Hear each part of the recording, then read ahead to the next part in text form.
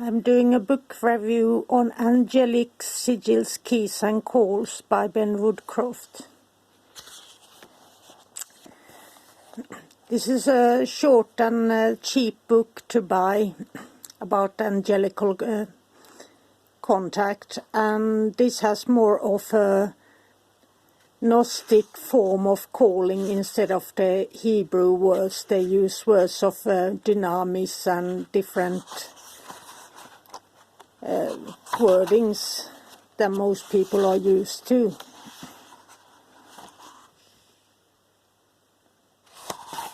And then there is one really interesting thing in this book, and it's about those things that many of us have never even thought of doing unless you're an imam or a rabbi. And that is calling the 8 angels of virtue. Well, I think some churches might do that as well.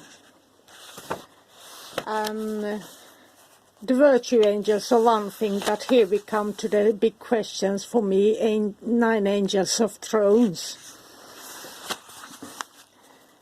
So I wouldn't have, I never even thought about connecting with them, if you put it that way.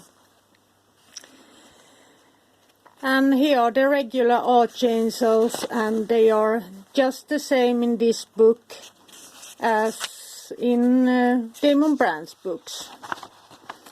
Since they are both from, this is from the Anna Bekoa prayer, and so they are the same, the angels always. And here are the angels of Shem Poresh, the Shem angels that I work with regularly myself. And here he has written in English the prayer. In Goetia we have that in Latin, and most of us call out in Hebrew. So that's the more common practice, what I know of. And here's one thing what I like about this book. These sigils of the angels are just the same as in Damon Brand's book, but here are the 2 different sigils of the same angel. So I start to think that they are friends. And then there is one misprinting in this book, and that is this, the angel Poyel. I think that is the printers. That is how you pronounce the name, but it's spelled Poiel, Poyel. So if you look at some other dictionaries or online, that's the angel Poyel. So, and then there is the angels of healing, and the angels that are called in the Anna Bekoa prayer or meditation. And here they are in Phoenician, which I think is quite fun, since there are as many different sigils and languages and how people write and how they do. So that's quite unusual as well. Myself, I use the Hebrew lettering since I'm more comfortable with that. And here is the Power of Magic Publishing. They have an exactly similar website as the Gallery of Magic. And what I found very interesting was that they mirror each other exactly. So if they have angelical protection books on protection or chaos magic, then this publishing company also has it. So I tried to find one of the authors there has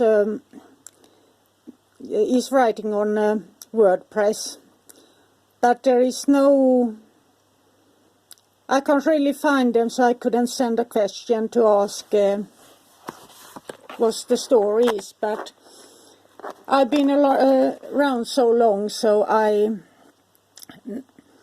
I've seen these sigils by different authors long before these galleries and publishers were done, both private and in libraries. So and I know if I should write a book, it should be something in line with this, and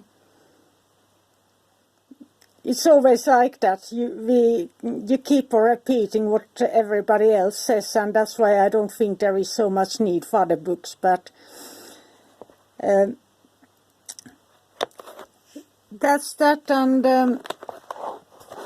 if you're used to calling angels and have a regular practice, and you should have a daily practice at least, but that's my always a foundation, since angels are not just light and fluffy. You must know that there are going to happen changes first and foremost within yourself.